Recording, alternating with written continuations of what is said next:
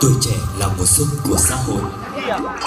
Theo quy luật của tự nhiên, một năm có 4 mùa: xuân, hạ, thu, đông. Trong đó, mùa xuân là mùa đẹp nhất, mùa khởi đầu của một năm với bao hy vọng đợi chờ.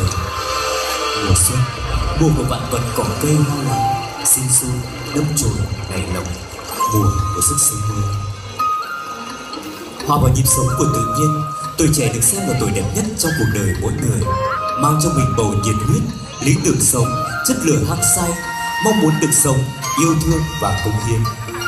Tuổi trẻ là tuổi của những đam mê, ước mơ, hoài bão và khát vọng vươn tới những giá trị đích thực, chân, thiện, mỹ.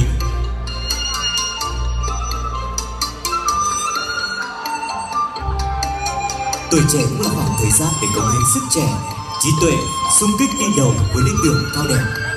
Đâu cần thanh niên có, việc gì khó có thanh niên.